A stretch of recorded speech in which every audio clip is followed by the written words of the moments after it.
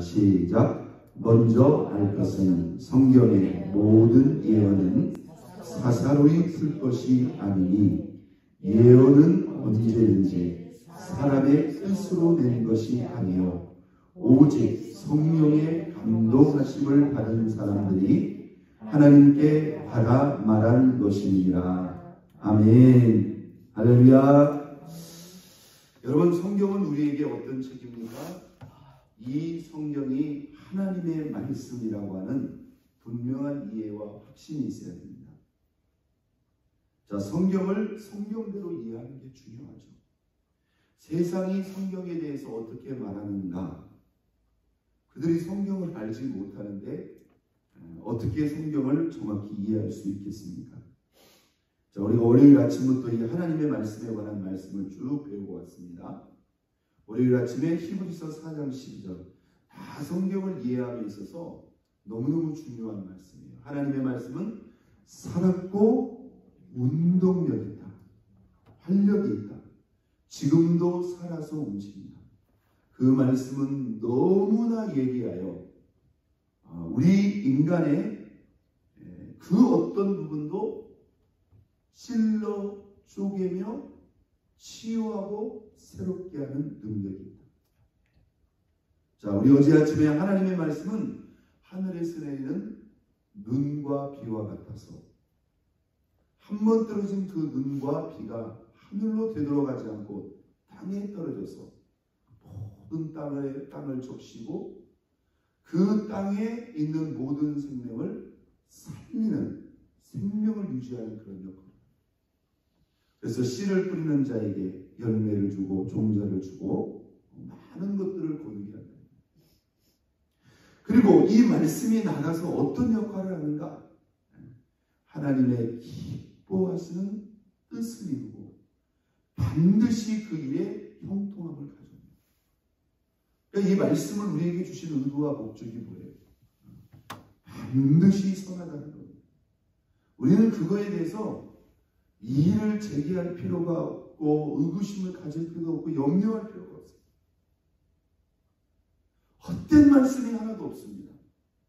잘못된 의도와 목적이 있을 수가 없고요. 반드시 이 말씀은 우리에게 선하고 아름다운 의도와 목적을 위해서 주신 거예요. 더 정확히 말하면 우리를 사랑하사, 우리를 위해서, 우리를 더 선하고 아름답고 복되고 영광스럽게 하시기 위해서. 그러니까 하나님이 우리에게 주신 그 말씀이 우리의 입장에서는, 우리의 기준에서는요, 약간 이해가 안 될 수도 있어요. 약간 정도가 아니라 전혀 이해가 안 갈 수도 있겠죠. 또는 우리의 입장에서 듣고 받기에 때로는 부담스러울 수도 있고 힘들고 어렵게 느껴질 수도 있어요. 우리 입장에서 그 말씀을 우리에게 부담을 주시려고, 우리를 힘들게 하시려고 그 말씀을 주신 것일까요? 아니다.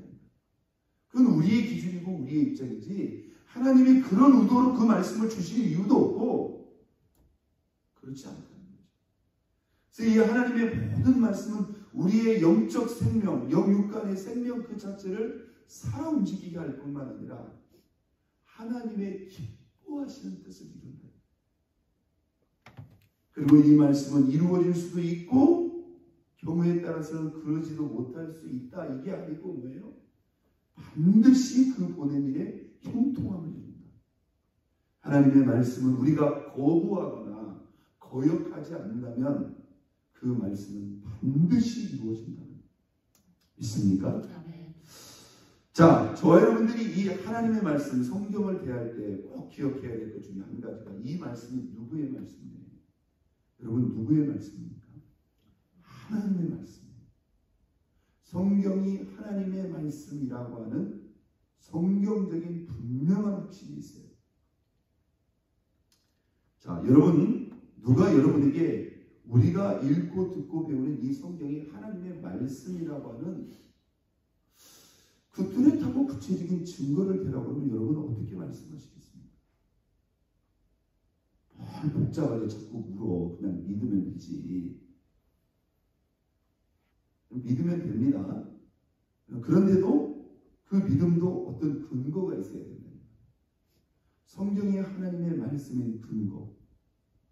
여러분들이 그 정도는 말씀하실 수 있어야 돼요. 자, 성경이 하나님의 말씀인 그 증거와 근거를 여러 가지로 볼 수 있는데 크게 대표적으로 세 가지만 우리가 한번 생각해 볼 수 있어요. 자, 이 성경이 1600여 년에 걸쳐서 약 40여 명의 하나님의 사람들을 통해서 기록했어요. 그러면 여러분 그 역사의 길이가 얼마나 기냐 이 말이에요. 그 40여 명의 사람들이 각자 성령의 감동을 받아 이 성경을 기록했다. 그리고 너무나 긴 역사적인 배경을 가지고 있기 때문에 이 성경이 하나님의 말씀이라고 하는 위대한 통일성과 신빙성을 가져야 되는데, 여러분 그 1600여 년에 걸쳐서 기록된 그 40여 명의 사람들이 똑같은 역사적인 배경 속에서 기록된 게 아니다. 여러분 아브라함 시대하고 노아의 시대하고 모세의 시대만 해도 얼마나 역사적이에요. 다윗과 솔로몬과 열왕의 시대와 또 분열왕국의 시대와 그들이 저 바벨론으로 페르시아로 포로기의 시대와 그들이 포로 생활에서 귀환한 그런 시대와 예수 그리스도의 시대와 사도의 시대와 그 교회의 시대, 시대적인 배경, 역사적인 배경이 판이하게 다르다는 거예요. 그런데 이 성경 66권을 한 권의 책으로 묶어 보니까 마치 한 사람이 하나의 주제와 목적을 가지고 기록한 것처럼 아무렇습니다. 놀라운 통일성과 신빙성을 가지고 있다. 그 통일성 자체가 신빙성이죠. 마치 한 사람의 하나의 목적. 이건 여러분 어떤 통일성이 있는 거예요? 신구약 성경이 하나의 목적을 향해서 이 메시지가 가고 있다고. 그 중요한 이유가 뭐예요? 역사적인 예언과 성취를 담고 있다는 거죠. 구약의 예언을 했는데 그 예언이 한두 가지가 아니에요. 그리고 그 예언의 초점과 중심은 누구를 향하고 있죠? 예수 그리스도. 그런데 그 예수라는 분이 그냥 이스라엘의 민족과 역사를 위한 분만이 아니라 모든 인류의 구원자인데, 여러분 이 사안이 작은 사안이냐 이 말이에요. 그러면 그 예언 중에 몇 가지만 맞아도 이게 보통 일이 아닌데 수십 가지, 한두 가지가 아니라 그 역사적인 예언이 역사 속에서 그대로 성취됐어요. 이 자체가 뭡니까? 놀라운 통일성을 이루는 거예요. 앞에서 예언했는데 뒤에서요 맞은 것도 있고 안 맞은 것도 있고 이렇게 되면 이게 어떻게 통일성이 됩니까? 그런데 그 내용이 역사적인 예언과 역사적인 성취를 담고 있어요. 이 성경이 하나님의 말씀인 이유 첫 번째, 놀라운 통일성과 신빙성을 가지고 있다. 그리고 그 놀라운 통일성과 신빙성의 내용인 한번 땄습니다. 역사적인 예언과 성취를 담고 있다. 성경의 가장 크고 중요한 내용인 예수 그리스도에 대한 예수님에 관한 것뿐만입니까? 수많은 역사적인 예언이 그냥 구전으로 전해오다가 성취되었다고 하면 여러분 그걸 어떻게 증명할까요? 그건 다툼이 됩니다. 그런데 그것은 그 역사적인 배경을 가지고 역사 속에서 기록한 것이었어요. 여러분 예수 그리스도가 이 땅에 오시기 전 그 다니엘의 그 예언을 보게 되면요, 다니엘이 기도하다가 개인적으로 환상과 계시를 받은 게 아니라, 보세요. 다니엘서 2장에 나오죠. 그때 당시 바벨론이라고 하는 사실상 전 세계를 지배했던 그 황제가 꿈을 꾼다. 여러분 그 꿈을 해석하라고 말하는 게 아니라 그 수하에 있는 모든 박사들, 그 신하들에게 어떤 명령을 내립니까? 니들은 당장에 지금 내 꿈을 말하고 내 꿈을 해석하라. 아니 꿈도 말하지 않고 꿈을 해석하라는 게. 그런데 그 시대에 포로로 끌려와서 그 바벨론 황제의 신하가 되었던 다니엘과 세 친구들이 있어요. 황제가 불효령을 내린다. 이거 말하지 않으면 이를 다 죽이겠다. 다 멸망시키겠다. 다니엘과 세 친구들이 하나님 앞에 엎드렸죠. 하나님께서 기도하는 다니엘에게 그 꿈을 정확하게.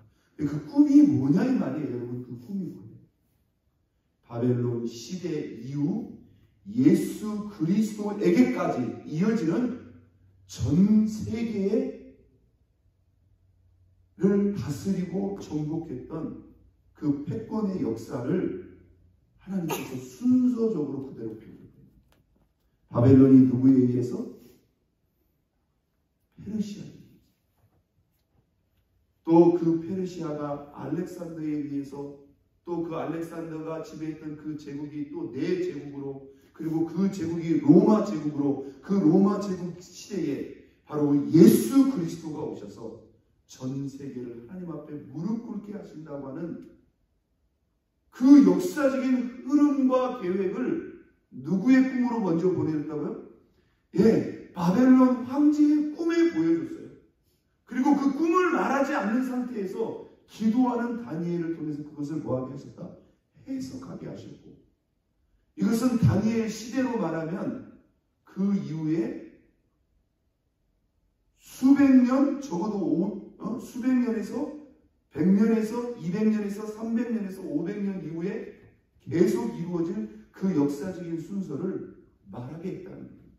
여러분 너무나 신비롭고 놀랍지 않습니까? 다니엘서 2장을 한번 읽어보라. 그 바벨론 왕이 꿈꾸었던 그 꿈의 내용이 바벨론 시대 이후에 전 세계를 지배했던 수많은 제국들의 순서가 전개가 그대로 나옵니다. 여러분 그 꿈을 주시고 그 꿈을 해석하게 하시는 분이 누구예요? 하나님이에요. 그러면 그 역사의 주관자가 누구예요? 하나님. 그 꿈의 최종적인 결론이 누구입니까? 예수 그리스도입니다. 이런 역사적인 예언과 진행과 성취를 담고 있기 때문에 이건 그냥 역사를 대조해 보면 이게 하나님의 말씀이라는 것을 우리가 인정하지 않으려야 할 수가 없다. 자, 성경이 하나님의 말씀인 이유, 성경에 놀라운 통이 있어. 그 자체가 신비있습니다. 또 성경이 무엇을 담고 있기 때문에 역사적인 예언과 그러니까 하나님을 모르는 저 세상 사람들도 마음을 열고 정직하게 이 성경의 역사적인 예언과 성취를 대조해 보면 이게 사람이 기록할 수 있는 책이 아니라는 것을 그들도 뭐 할 수밖에 없다. 인정할 수밖에 없다. 하물며 예수님의 그 탄생에서부터 유아 시절 그분의 삶 전체에 대한 예언과 성취는 한두 가지가 아닙니다. 수십 가지. 그리고 여러분 이 성경이 사람의 말이 아니고 사람의 책이 아니고 하나님의 말씀이라고 하는 중요한 이유가 오늘 저와 여러분이 읽은 이 본문에 나옵니다. 20절 보세요. 먼저 알 것은 성경의 모든 예언은 사사로이 볼 것이 아니니 예언은 언제든지 누구의 뜻으로? 사람의 뜻으로 낸 것이 아니요 오직 성령의 감동하심을 받은 사람들이 하나님께 받아 말하는 것이다.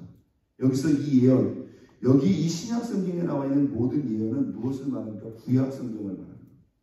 성경의 모든 예언은 사사로이 개인적으로 푼다는 말이 무슨 말입니까? 해석한다는 거예요. 우리가 개인적인 생각으로 성경을 함부로 해석해서는 안 된다. 왜?